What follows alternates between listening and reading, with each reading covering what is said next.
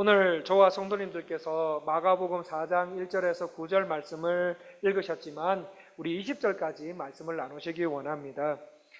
예수께서 해안가에 띄운 배를 강단으로 삼아 말씀을 증거하시고 예수님의 말씀을 듣기 위해 몰려든 청중들은 해안 육지에서 예수님께서 증거하시는 하나님 나라에 대한 말씀을 듣고 있었습니다. 그리고 예수님은 하나님의 말씀을 듣고 있는 그들, 그리고 오늘 2024년 마지막 주일 은혜 장로교회 본당에서 예배 드리고 있는 저와 성도님들의 삶 속에 하나님 보시기에 바람직한 변화의 열매를 맺으려면 무엇보다 말씀과 복음을 대하는 진지한 자세가 필요하다라는 것을 말씀하시기 위해 4가지 종류의 땅에 떨어진 씨 비유로 말씀하시고 계십니다. 성도님들, 말씀해 보니까 4가지 종류의 땅 또는 밭이 나오고 있는데 무엇이 나오고 있습니까? 4절에 길가, 5절에 돌밭, 7절에 가시떨기, 8절에 좋은 땅, 이렇게 4가지 종류의 땅 또는 밭이 나오고 있습니다.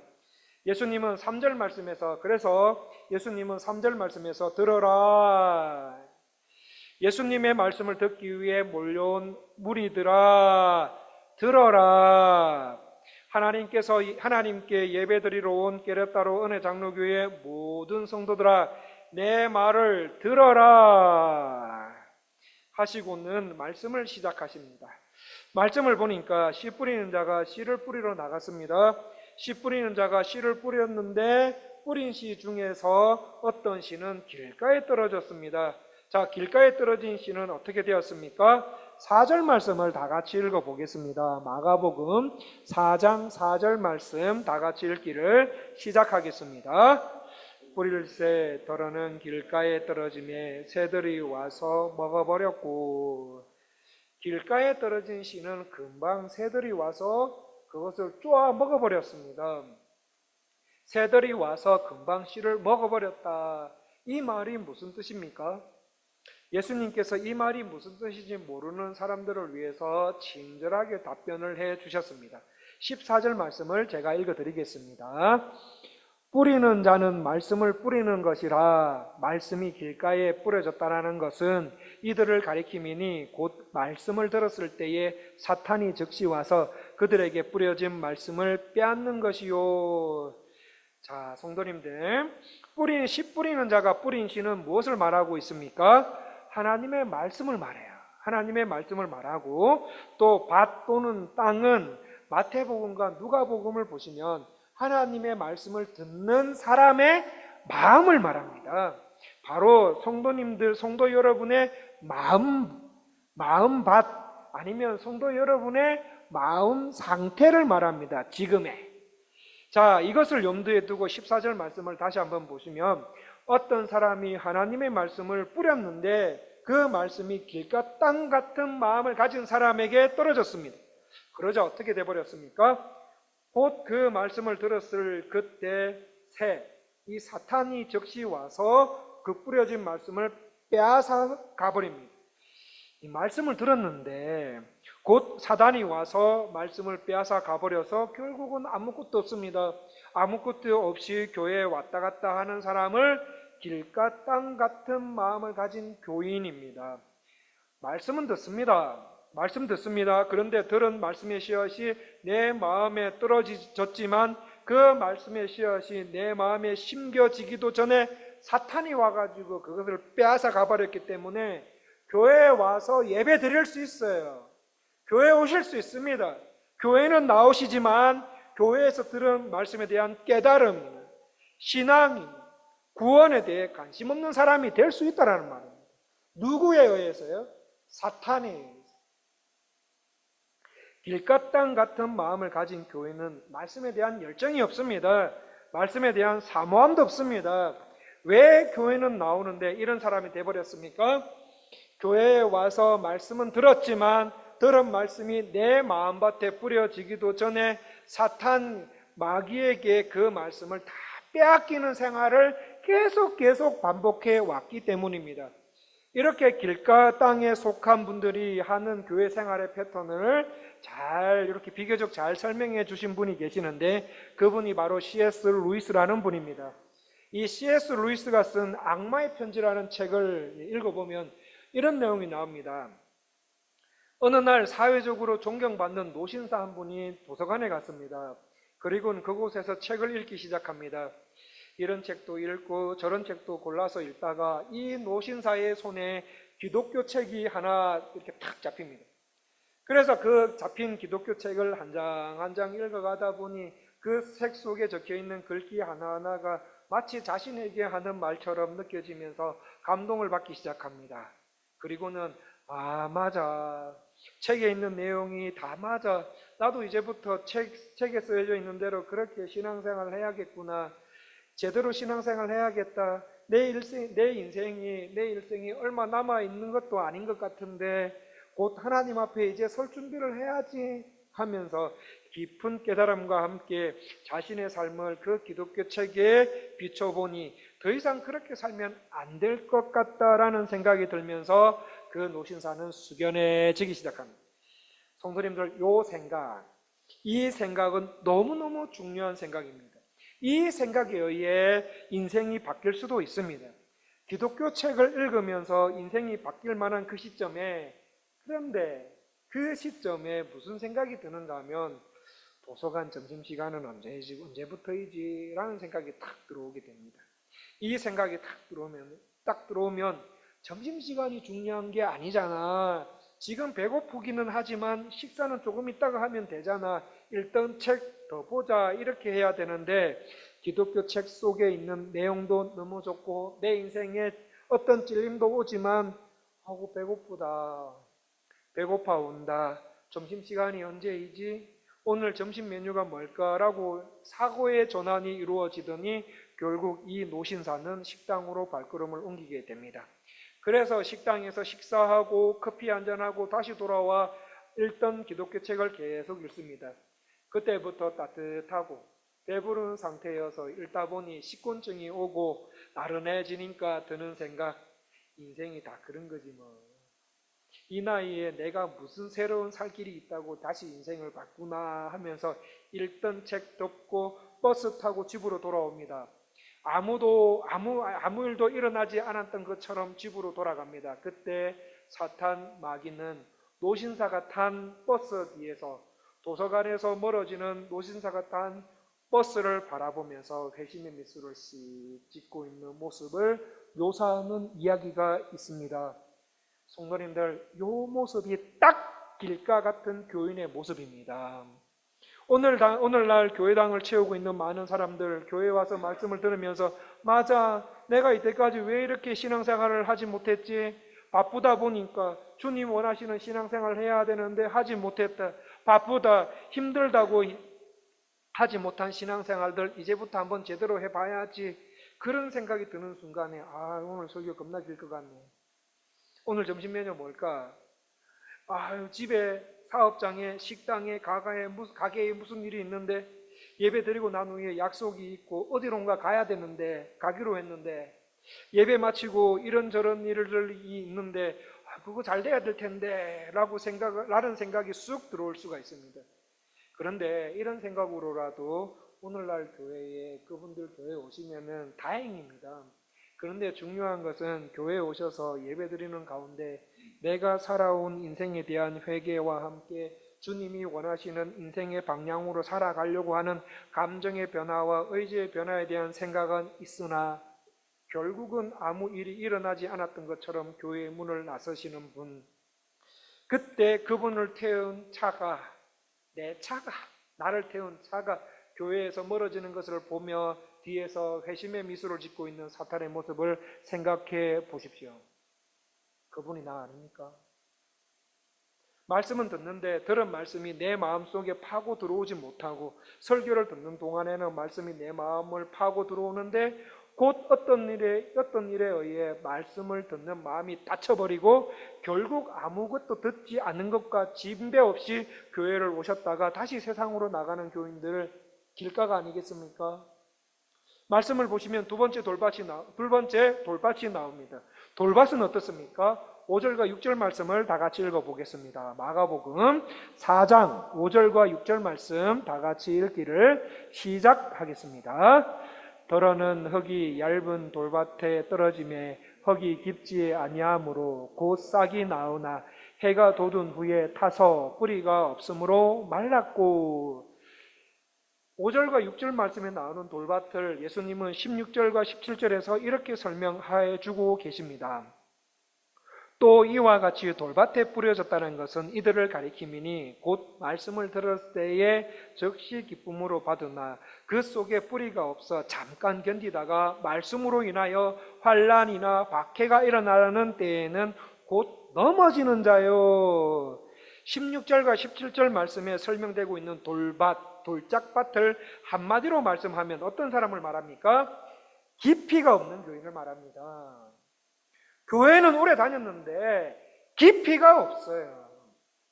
옛날 청교도인들이 우리 장로교회의 뿌리인 이 청교도라는 데가 있습니다. 이 청교도인들이 옛날 청교도인들이 말하기를 기독교인에게는 세 가지 적이 있다고 말했습니다. 내가 정말 구원받은 하나님의 백성이라면 나에게 세 개의 적이 있어야 되는데, 첫째는 사탄 마귀, 둘째는 육신, 우리 안에 있는 부패한 이기심, 세 번째 말씀이 말하는 가치체계를 가지지 못한 세상. 마귀, 육신, 세상을 참된 그리스도인들에게 있는 3대 적이라고 말했습니다. 저와 성도님들 안에 있어야 할 3대 적이 마귀요, 육신이요, 세상입니다. 우리 안에 있는 부패한 이기심, 쉬운 것, 편리한 것만을 추구하는 것. 그래서 이것이 더 이상 나에게 편리하지 않는다면, 나에게 유익과 이익을 주지 않는다면 신앙마저도 쉽게 포기할 수 있는 사람들. 이 씨가 돌짝에 뿌려졌다는 것은 말씀을 들을 때 기쁨으로 받습니다. 선포된 말씀에 동의가 됩니다. 동의될 뿐만 아니라 그 말씀에 울기도 하고 웃기도 하면서 나름 은혜를 받았다라고 생각할 수도 있습니다. 그래서 교회에서 여는 신앙 정진을 위한 훈련 과정에 참여해서 은혜도 받고 간증도 할 수 있습니다. 그런데 어느 날 보면 그 사람 없어졌어요. 교회에서 안 보입니다.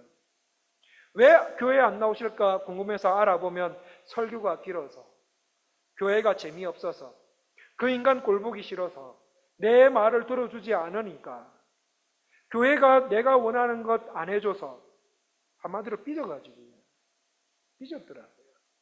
이런 말을 이제 제가 듣고 그분을 생각하면은 제가 머리가 아파요. 가끔 하나님께뿐만 아니라, 머리가 아플 뿐만 아니라 가끔 하나님께뿐만 아니라 환난과 핍박 속에서도 신앙을 지켰던 우리 믿음의 선배님들께 너무 죄송해요. 너무 죄송함을 느낄 때가 사실 있습니다. 성도님들, 참된 신앙은 세월이 가면 갈수록 말씀을 믿고 의지하는 뿌리가 깊게 내려서 역경과 환난과 힘든 속에서도 견디게 할 뿐 아니라 고난 가운데서도 오히려 더 빛을 발하게 되는 것이 참된 신앙입니다. 그러나 가짜 신앙은 어떻습니까? 신앙에 뿌리가 없어요. 신앙에 뿌리가 없거나 깊지 않아 역경이 오면 처음에는 어떻게든 간에 견디는 듯해요. 처음에는 어떻게든 견디다가 그 뿌리째 뽑혀서 죽어 없어지게 됩니다. 이런 돌짝밭 같은 마음과 신앙을 가진 사람이 나 아닙니까? 이것이 나에게 유익하다, 편리하지 못하다, 현실적이지 못하다, 이기심 때문에 신앙을 포기할 수 있는 것, 설교가 길어서, 재미없어서, 그 인간 꼴보기 싫어서, 내가 한 말을 들어주지 않으니까, 이런 식으로 교회를 다니는 분들이 돌짝 같은 마음 바칩니다. 이 과거에 중국에 문화혁명이 있을 때가 있었습니다. 한참 전이지요. 몇십 년 전이지요. 그 과거 중국의 문화혁명이 시작될 때 중국 정부로부터 선교사들이 대거 추방하는 명령을 받았습니다. 그래서 이 선교사님도, 이 떠나가는 선교사님 한 분이 자신이 전도해서 훈련시킨 제자 한 사람과 마지막으로 이 차를 나누면서 이런 질문을 했다고 합니다. 이제 많은 핍박이 올 텐데 신앙을 지킬 수 있어? 그랬더니 이 제자가 차 팁에 티백을 이제 벗겨서 그 뜨거운 물에 넣으면서 이렇게 말합니다. 선교사님, 차가 뜨겁지요. 그리고 시간이 지난 후에 그 뜨거운 물에 담겨져 있던 차 티벳을 다시 빼내면서 선교사님에게, 선교사님, 이 티백이 물이 뜨겁다고 해서 들어갔을 때 맛을 잃어버립니까? 아마 이 티백에 있는 차는 뜨거운 물 속에서도 더 깊고 진한 진짜 맛을 낼 겁니다. 마찬가지로 저는 하나님을 향한 신앙이 진실이라는 것을 환난과 핍박을 통해 주님께 입증해 보이겠습니다. 성령님이 나를 도우실 것입니다 라고 말했다고 합니다. 성도님들, 참된 신앙은 역경을 이깁니다. 역경의 어려움에 내 신앙이 이리 흔들릴 수도 있어요. 잠시 저리 흔들릴 수도 있습니다. 이리 흔들리고 저리 흔들리고 반복하기는 하는 것 같지만 결국은 참된 신앙이 이깁니다. 그러나 돌짝밭은 그렇지 못합니다. 돌짝밭에 이어서 세 번째 가시떨기밭이 나옵니다. 가시떨기밭은 어떤 밭입니까? 7절 말씀을 다 같이 읽어보겠습니다. 마가복음 4장 7절 말씀 다 같이 읽기를 시작하겠습니다. 더러는 가시떨기에 떨어짐에 가시가 자라 기운을 막음으로 결실하지 못하였고, 이렇게 말씀하십니다. 예수님은 이 가시떨기 밭을 18절과 19절에서 이렇게 설명해 주십니다. 18절과 19절 말씀입니다. 또 어떤 이는 가시떨기에 뿌려진 자니 이들은 말씀을 듣기는 듣되 세상의 염려와 재물의 유혹과 기타 욕심이 들어와 말씀을 막아 결실하지 못하게 되는 자요. 우리 구주 이렇게 말씀하셨습니다. 가시떨기 밭은 어떤 사람들을 말합니까? 어떤 교인들을 말합니까? 말씀은 듣기는 듣되 세상의 염려와 재물의 유혹과 기타 욕심에 의해 이 하나님의 말씀이 세상에 막혀 재물의 유혹을 넘지 못해 결국은 말씀의 열매를 맺지 못하는 교인. 신앙생활 아무리 오래 해도 관계없는 거예요. 아무리 오래 하더라도 이렇게 하면 가시떨기 밭의 마음을 가진 사람이 됩니다. 그분이에요, 그분. 가시떨기 같은 마음밭에 말씀의 씨앗이 뿌려졌습니다. 가시떨기 밭은 수분이 좋습니다. 땅도 좋습니다. 그렇게 해서 떨어진 말씀의 씨앗이 이렇게 자라서 뿌리가 내리고 줄기가 생기고 그렇게 커서 잎이 나와서 자라는데, 가시떨기가 있는 높이까지 자라다가 이 가시떨기를 뚫어야 되는데 뚫지 못하고 가시떨기에 막혀 줄기와 잎은 다시 바닥으로 향하고 나중에는 정상적인 식물로 자라지 못하며 죽어버리게 되는, 세상의 염려, 재리, 유혹, 기타 욕심으로 대변되는 세상의 가치체계가 말씀에 대한 사모함보다 더 크면서 오는 신앙생활. 성도님들, 가시떨기에 속한 분들은 말씀에 대한 열정이 없는 분들이 아닙니다. 있습니다. 말씀에 대한 열정도 있습니다. 교회 일 하려고 합니다. 열심히 하려고 합니다. 말씀에 대한 사모함도 상당히 있습니다. 그러나 이것보다 재물에 대한 생각, 세상에 대한 욕심, 세상이 요구하는 것, 자녀에 대한 욕심이 더 커서 말씀이 제대로 이렇게 올라가다가 여기에 막혀가지고 더 이상 올라가지 않고 다시 곤두박질 치는, 땅으로 곤두박질 쳐가지고 이 신앙이 계속 유지되면서 땅에 줄기가 땅에 묻혀 있다가 결국은 썩어 죽어버리게 되는 그런 교인을 말합니다. 어느 날 한 청년이 예수님 앞에 나왔습니다. 그 청년은 부자입니다. 관원입니다. 그리고 영생에 대한 관심도 있는 청년입니다. 그 상태로 청년은 예수님께 와서 묻습니다. 예수 선생님, 제가 어떻게 해야 영생을 얻을 수 있습니까? 제가 어떻게 해야 구원을 받을 수가 있습니까? 라고 묻자 예수님 뭐라고 말씀하십니까? 내 재물을 팔아 가난한 사람에게 주라. 그리고 무슨 말씀하십니까? 나를 쫓아올 수 있느냐? 이렇게 말씀합니다. 이 예수님의 말씀에 청년은 어떻게 합니까? 재물이 많은 곳, 심히 근심하여, 이게 중요해요. 재물이 많든 적든 간에 근심하게 되고요. 결론은 어떻게 되느냐? 떠나갔다고 말해요. 이 청년은 자신이 영생을 받고자 하는 간절함이 있습니다. 구원을 받고 싶은 생각이 있습니다. 영생을 얻기 위해 예수님을 찾아오는 열정도 있습니다. 그리고 예수님을 위해서 열심히 살고 예수님과 관련된 일을 하기 위한 열정도 많이 있는데, 영생, 구원보다 자신이 가지고 있는 재물과 그 재물을 얻기 위해 그 재물을 가지고 싶은 욕심, 세상이 요구하는 것, 그게 훨씬 많고 강했기에 결국 재물을 택하고 영생과 구원을 포기한 채 예수님을 떠나가더라고요. 교회 안에도 영생, 구원에 합당한 생활, 하나님의 말씀을 읽고 듣고 주님이 원하시는 신앙생활을 하려고 열심히 노력하시는 분들이 계십니다. 어느 정도 그렇게 하다가 결국은 어떻게 해야 되는 거 아십니까? 결국은 회사가 요구하는 일을 하다 보니 가게와 식당과 사업생활의 바쁨에 막혀서 하나님의 말씀이 올라가다가 어떻게 되는가 하면 자신의 신앙이 여기에 막혀서, 바쁨에 막혀서 자기 신앙이 다시 아래로 내려가거나 아예 내려가서 땅에 곤두박질 쳐진 상태에서 이렇게 굽어져 있는 생활을 하는 교인들, 성도님들, 성경은 재물을 가지고 있는 것이 잘못이라고 말하지 않습니다. 하나님께서 허락하시면 감사함으로 받으시면 됩니다. 감사함으로 받으시고 그 재물과 물질과 지식을 하나님 나라와 주 예수 그리스도의 영광을 위해서 쓸 때는 사용하셔야 돼요. 하나님께서 성도님들께 허락하신 물질을 말씀대로 잘 다스릴 줄 알면 아무 상관이 없습니다. 하나님이 아니라 재물이 나의 신앙이에요. 예, 목사님, 저는 재물이 아니라 하나님이 저의 신앙이십니다. 저의 가게, 사업, 식당, 회사의 주인은 바로 예수님이십니다 라고 말하지만 돈 씀씀이 한번 보십시오. 정말 하나님 나라와 예수 그리스도를 위한 우선순위가 있습니까? 돈 씀씀이 한번 보십시오. 내 생각과 판단을 한번 보십시오. 내 생각과 판단 기준이 어디에 있는지 곰곰이 한번 생각해 보십시오. 많이 하고 적게 하고 관계없어요. 이거는. 예수님이 아니라 세상 지식이 나의 안전을 보장하고, 성령님이 아니라 물질과 재물이 나의 구원을 보장하고, 재물과 돈과 지식과 물질을 얻으며 사는 것이 인생이다라고 생각하며 살아가는 사람, 내 삶의 주인은 예수님이다. 내 가게의 주인은 예수님이다. 내가 다니는 회사의 주인은 예수님이다. 그렇게 말은 하는데 정말 이렇게 살고 있는가? 성경은 뭐라고 말합니까? 재물이냐, 구원이냐? 예수님께서는 재물, 구원, 이거 두 신을 다 섬길 수는 없다라고 말씀하셨지 않습니까? 그렇다면 성도님들 선택하셔야 됩니다.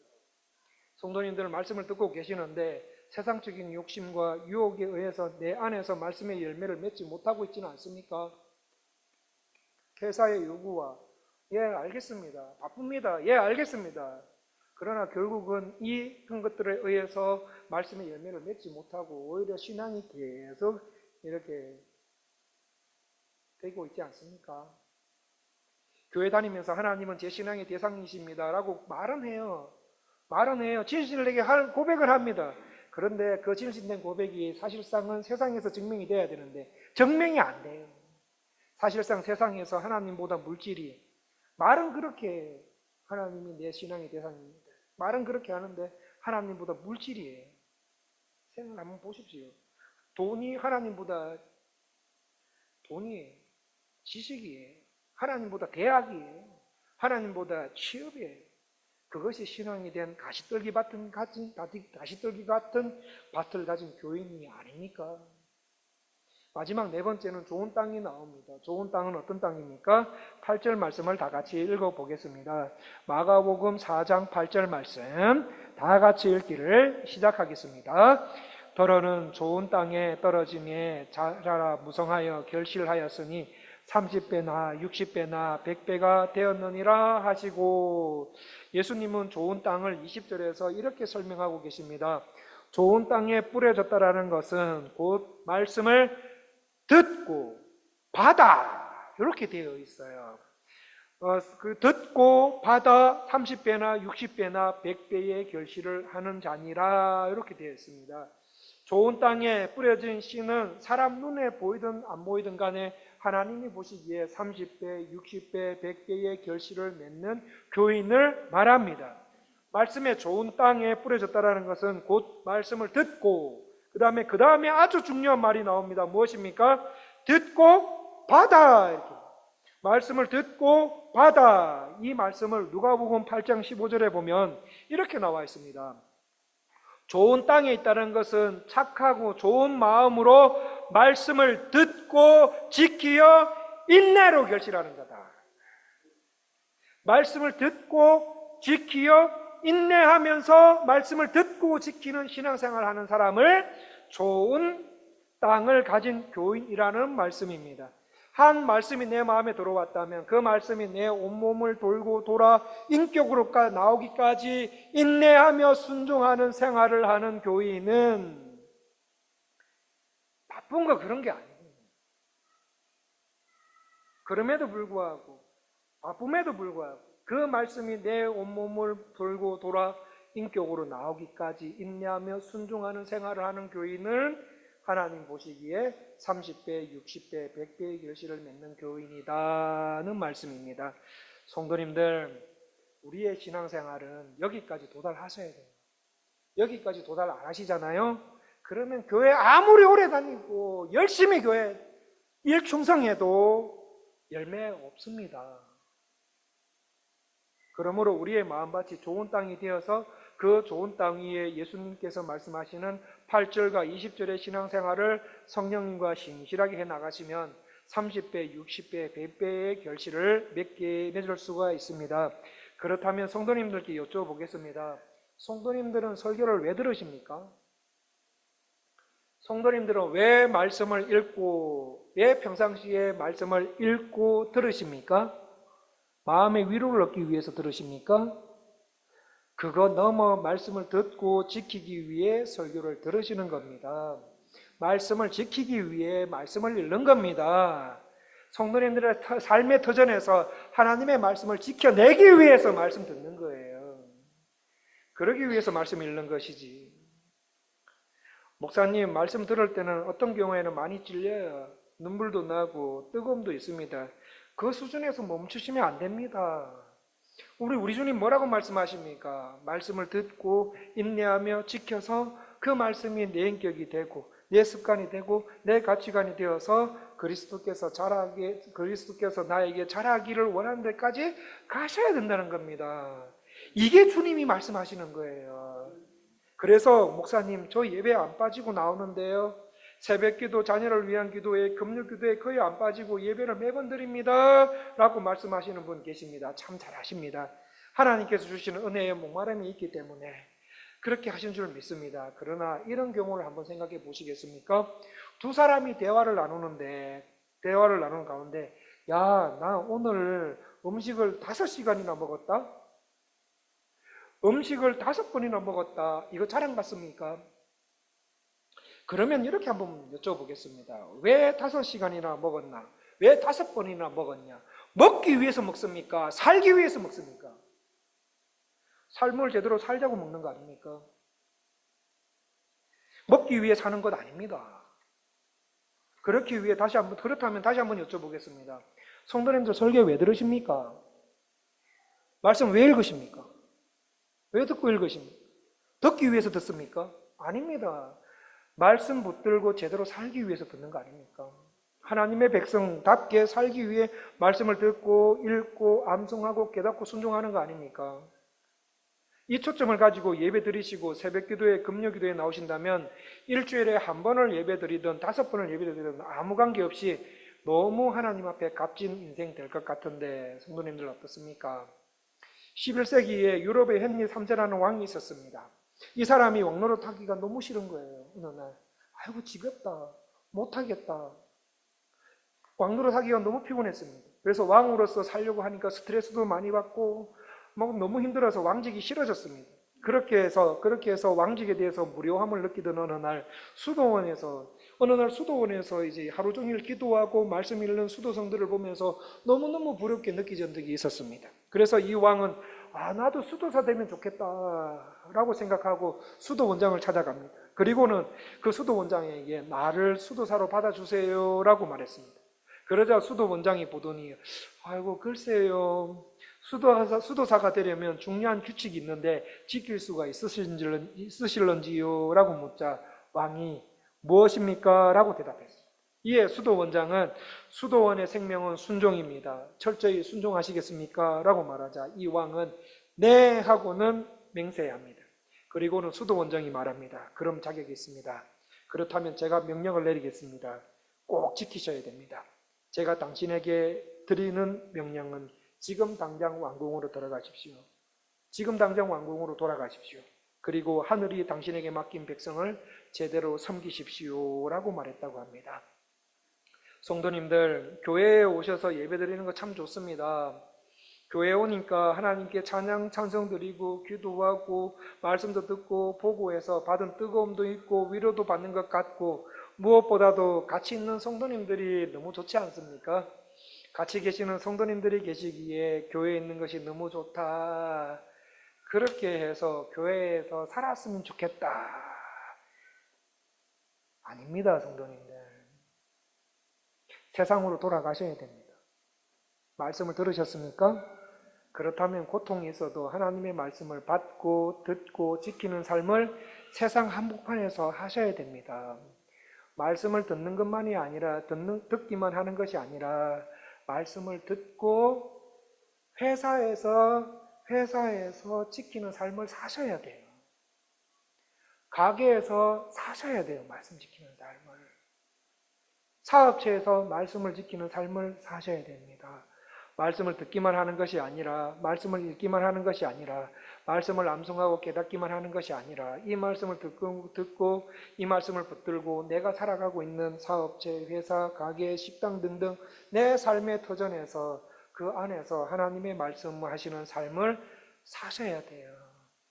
그래서 주께 영광 돌리는 것이 그렇게 해서 주께 영광 돌리는 것이 너무너무 중요한 신앙생활입니다. 현대를 살아가는 성도들이 교회에서는 말씀을 듣는 듯한데 평일날 성경을 읽고 묵상하는데 읽고 들은 말씀을 회사에서도 지키는가? 사업체에서도 읽고 들은 말씀대로 살아가고 있는가? 가게 식당에서도 묵상한 말씀을 적용하고 있는가? 나를 찾아온 손님들에게 그렇게 말씀대로 대하고 있는가? 주님은 우리 삶의 모든 영역에서 우리가 살아가고 있는 모든 삶의 기준이 하나님 말씀이라고 바라고 계시고 하나님 말씀이 내 인격이 되어 말씀으로 판단하며 세상 속에서 실천하며 살아가기를 원하고 계시는데 우리의 삶은 어떤가? 우리의 삶은 교회 안에서만 끝나는 거 아닌가? 세상 사는데 어쩔 수 없다. 다 그렇게 사는데 나는 아닌가? 우리 주님 뭐라고 말합니까? 그게 아니다. 그게 아니다. 말씀은 듣는데 그렇다면 나는 말씀은 듣는데 길가밭처럼 되지는 않았는가? 말씀은 듣고 있는데 돌짝밭으로 삶의 삶으로 돌아가서 세상을 살지 않을까? 말씀대로 살면 세상에서 도태되지 않을까 해서 다시 가시떨기 밭으로 돌아가는 우리네 인생은 아닐까 한번 생각해 보십시오. 생각해 보시고 혹시 성령님으로부터 너가 말씀을 대하는 태도와 삶의 방식을 바꿔야 되지 않니? 라는 마음을 주시는 성도님들 계시다면 평소 하나님의 말씀을 대하는 태도가 어떠했고 삶의 방식이 어떠했는지 돌아보시고 주님 원하시는 삶으로의 변화된 신앙생활을 해나가는 것이 어떻습니까? 실패하면 또 시도하고 죄가 있는 우리는 어쩔 수 없어요.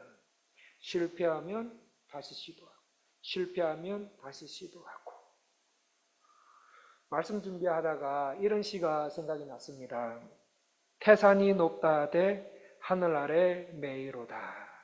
오르고 또 오르면 못 오르리 없건만은 사람이 제 안이 오르고 매만 높다 하더라. 태산이 높다 하되 하늘 아래 매이로다. 성령님과 함께 오르고 또 오르면 못 오를 리 없건만은 성도가 제 안이 오르고 매만 높다 하더라. 실패하면 또 시도하고 실패하면 또 시도하고 성령님과 함께 또 시도하고 그렇지요 성도님들? 우리의 신앙생활이 그런 거예요. 그런 거. 어떤 목사님이 어떤 교회에 새롭게 담임으로 부임했습니다. 새로 부임한 첫날 설교를 너무 잘하셨어요. 너무 잘하셨고, 그렇게 해서 교인들이 와, 우리 담임 목사님 오셔서 너무 감사하다, 너무 은혜를 많이 받았다 하면서 다음 주에도 은혜를 많이 받자 해가지고 와, 우리 목사님 설교 잘하신다, 은혜롭다 하면서 칭찬하면서 목사님 다음 주에 설교는 뭘 하실까 기대하며 다음 주일에도 교회에 예배드리러 왔습니다. 그런데 목사님은 지난주와 똑같은 설교를 하십니다. 세 번째 주에도 같은 설교를 하십니다. 네 번째 주일에도 같은 본문, 같은 설교를 하십니다. 그러자 교인들이 수근거리기 시작합니다. 새로 오신 목사님이 똑같은 설교를 네 번이나 했네. 이번 주에는 왜 그러지? 왜 목사님이 그렇게 하시지? 이번 주에는 설마 또 이번 주에도 똑같은 거 하겠나? 다른 설교 하시겠지? 그러다가 다음 주에도 왔습니다. 그런데 다섯 번째도 똑같은 설교를 하셨습니다. 그러니까 이제는 흥분한 교인들이 목사님을 찾아가서 목사님 정신이 있습니까? 왜 똑같은 설교를 네 번이나 하십니까? 다섯 번이나 하십니까? 라고 물었습니다. 이 말을 듣던 목사님이 이렇게 말씀하십니다. 저도 질문 있습니다. 저도 질문을 드리겠습니다. 성도 여러분, 언제 제가 여러분과 나누었던 말씀을 순종하시겠습니까? 똑같은 설교를 했지만 설교했던 말씀을 순종한 흔적이 여러분의 얼굴에 나타나지 않습니다. 여러분의 삶의 태도에 나타나지 않습니다. 여러분 가운데 없지 않습니까? 여러분이 제가 한 설교의 말씀을 순종했을 때 새로운 설교를 다시 시작하겠습니다 라고 말했다고 합니다. 성도님들, 예화 속에 나오는 목사님이 만약 깨레따로 은혜장로교회 성도님들께도 언제 제가 여러분에게 나누었던 하나님의 말씀을 순종하시겠습니까? 여러분의 얼굴 속에 순종했다라는 얼굴이 안 보입니다. 여러분의 행동 속에 순종했다라는 행동이 안 보입니다. 변화된 모습이 없지 않습니까? 라고 물어보신다면 성도님들께서는 어떻게 대답하시겠습니까? 이 대답에 하나님의 말씀을 듣는 마음 자세가 변해야 할 것 같지 않습니까? 말씀을 마무리하겠습니다. 오늘 말씀은 우리가 우리의 삶에서 하나님 보시기에 바람직한 변화의 열매를 얻으려면 무엇보다 말씀과 복음을 대하는 진지한 자세가 필요하다라고 말씀하고 계십니다. 성도님들은 말씀을 대하는 태도가 어떻습니까? 진지한 자세로 말씀을 대하십니까? 너무 바쁜 세상 생활 때문에 성도라서 말씀은 안 읽을 수는 없고 안 볼 수는 없고 해서 운전할 때, 운동할 때 휴대폰에서 성경 읽어주는 거 그거 듣는 것이 대부분이라면 물론 이것도 귀하겠지만 이거 아닌데 하나님의 말씀을 대하는 태도가 이건 아닌데 라는 마음이 드신다면 말씀을 대하는 태도를 바꿔야 하지 않습니까? 또 하나님의 말씀을 받아들이는 저와 성도님들의 마음밭은 어떻습니까? 혹시 내 마음밭이 길가 아닙니까? 돌짝밭 아닙니까? 가시떨기밭 아닙니까? 좋은 땅이십니까? 누가복음의 저자 누가가 말하는 방식으로 여러분에게 말씀을 드린다면 예수님은 이 네 가지 밭 땅 중에 어떤 밭을 가장 좋아하십니까? 아니, 어떤 땅만 인정하십니까? 좋은 땅만 인정하세요. 좋은 땅만 인정하신다고요. 성삼위 하나님께서는 좋은 땅, 말씀을 듣고 지키어 사람 눈에 보이든 안 보이든 관계없이 하나님 보시기에 30배, 60배, 100배의 열매를 맺는 신앙생활을 하시는 성도들만 인정하시는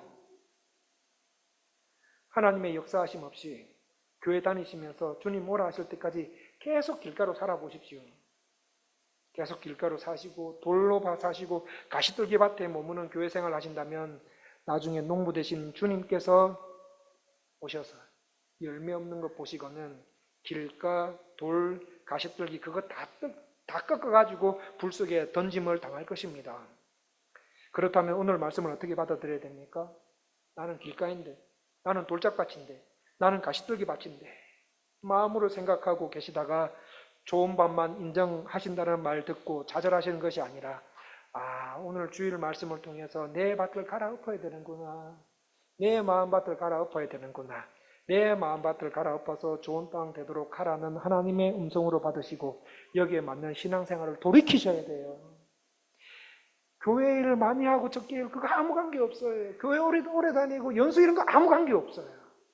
만약에 오늘 말씀을 통하여서 네가 길가다 돌짝밭이다 가시떨기다 그러면 돌이키셔야 돼요. 돌이키셔야 돼요. 성령님의 도우심을 구하시면서요. 하나님, 나는 교회는 오래 다녔고 직분은 이건데, 직분은 이 정도예요. 나는 안수집사예요. 나는 장로예요. 나는 권사예요. 나는 서리집사예요. 그런데 나는 길책받칩니다, 주님. 나는 돌받칩니다. 나는 가시떨기 받칩니다. 성령님 도와주셔서 호세아 선지자가 말한 것처럼 내 마음을 기경하도록 도와주셔서 좋은 바 되도록 도와주시고 그렇게 신앙생활 할 수 있도록 도와주십시오. 이렇게 기도하시면서 기도에 맞는 신앙생활을 해 나가시면 됩니다. 성도님들, 지금이라도 늦지 않았어요. 우리 주님, 내가 원하는 신앙생활로 돌이켜라 라고 은혜장로교회 성도님들께 말씀하고 계십니다. 지금까지 깨르따로 은혜장로교회에서 말씀을 들으며 살아왔던 내 교회 생활의 자세 한번 돌아보십시오. 2024년도에 여러분이 하나님의 말씀을 대하는 자세가 어떠셨는지 한번 보십시오. 돌아보십시오. 평일날 하나님 말씀을 대하는 자세 한번 돌아보십시오. 복음을 받는 자로서 신앙생활하는 내 모습은 어떤지 한번 돌아보십시오. 주의 일을 열심히 하는데, 예배는 드리는데, 말씀을 들으실 때 내 마음의 자세는 어땠는지, 오늘 말씀을 통해서 하나님께서 원하시는 신앙생활의 형태가 무엇인지 알고 기도하시고 또 여기에 맞는 신앙생활을 하셔서 좋은 땅으로 30배, 60배, 100배의 열매를 맺으시는 저와 성도님들 다 되시기를 간절히 원합니다. 기도하겠습니다. 성경이 가장 중요하게 가르치는 것이 무엇이냐라는 물음에 우리 믿음의 선배들은 성경이 가장 중요하게 가르치는 것은 사람이 하나님에 대하여 어떻게 믿을 것과 하나님께서 사람에게 요구하시는 의무에 관한 것이라고 말씀하셨습니다. 오늘 하나님 아버지의 말씀을 통해서 하나님께서는 우리가 하나님을 어떻게 믿어야 되는지, 어떤 방식으로 믿어야 되고 어떻게 되어야 되는지, 하나님께서 우리에게 어떤 신앙을 요구하시는지 알았사오니 주의 말씀대로 하나님을 믿으며 신앙생활하는 우리가 될 수 있도록 도와주시옵소서. 예수님 이름으로 기도합니다.